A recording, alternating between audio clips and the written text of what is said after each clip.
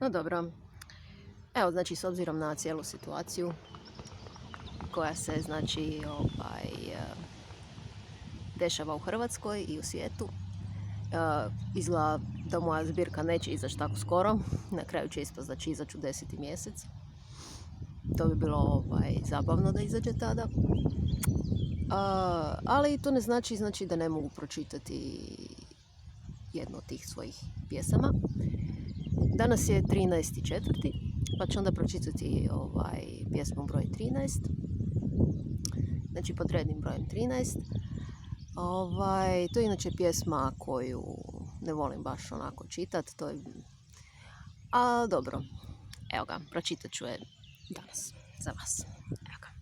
Pjesma se zove Svjetlo i slika. Evo je.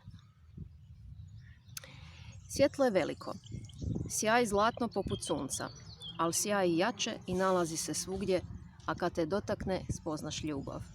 Sada znam zašto stvorovi zemaljski trebaju vjerovati kad ga ne vide, jer vidjevši ga samo jednom i na kratko, život na zemlji ti se čini kao kazna, zato što si ovdje, a ne tamo s njime.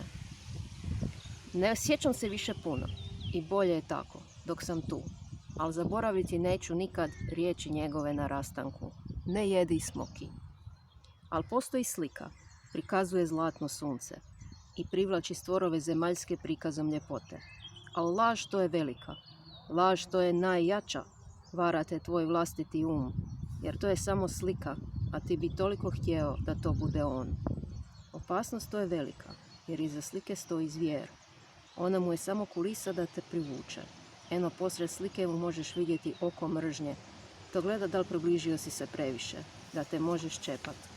Ja od onda više ne jedem smoki, ali dok pišem stihove ove, spoznam da se to nije odnosilo na ona iz dućana.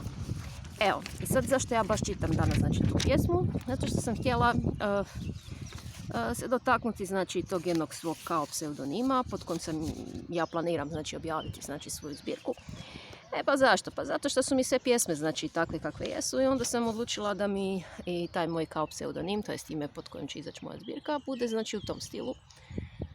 Jel tako kako takav je svijet u kojem živimo, to vam ne moram previše znači objašnjavati. Tu znači svi živimo i svi znamo sve. I kako ima okolo znači puno tih nekakvih priča i toga svega. I onda mi je došlo tih kao nekakvih lažnih učitelja, pogotovo sa istoka. I onda ima ona cijela nekakva priča o nekome liku koji se zove Maitreya. I sad, čovjek mahne rukom i tako, ali znate kako čita čovjek na internetu tako teorije zavjere i svašta. I šta ću onda, ja malo to krenem uključim znači nekako to u tu svoju zbirku, sve te znači elemente. Malo tako to znači se poigram s time. Znači Maitreya po tim nekim teorijama zavjere kao je nekakav taj kao lažni učitelj ili šta li je.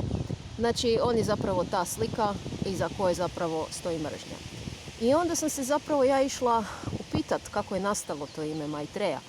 I Maitreya je zapravo samo ime, to nije ništa, znači to je zapravo slika. Ono što postoji je Maitrija, znači sa i. Evo ga, znači ovako, Maitri na Sinhala jeziku, znači Maitrija, znači na živućem jeziku, znači je to riječ, je izraz u sanskrtu koji označava ono nešto u ljudima što omogućava prijateljstvo. Sveobuhvatna dobronamjernost, ljubaznost koja proističe iz ljubavi, prijateljstvo, dobra volja i zanimanje za druge. Izraz je nastao iz korijena mit, što znači ljubav. Znači, evo, tako nekako između znači ta dva imena, Maitrija i Maitreya, to je ko ta razlika znači između znači tog svjetla i samo slike svjetla. I koje zasljepljuje ljude jer bi oni toliko željeli znači da to bude svjetlo, ali to je samo slika i onda znači krenu na krivi put, krivo učenje i kako već to ide.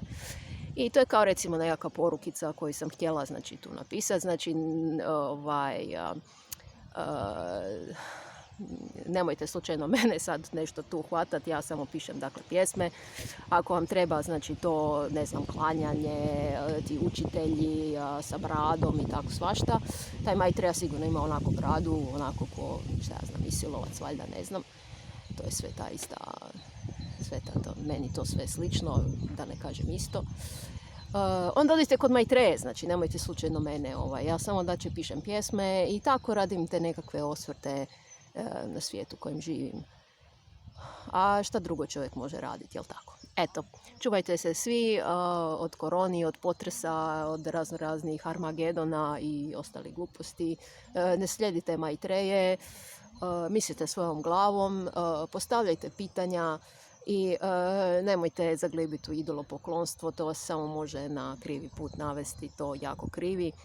I evo, to je što imam znači, za reći o cijeloj toj situaciji i u ostalom znači, o toj mojoj zbirci. Evo, pusta svima.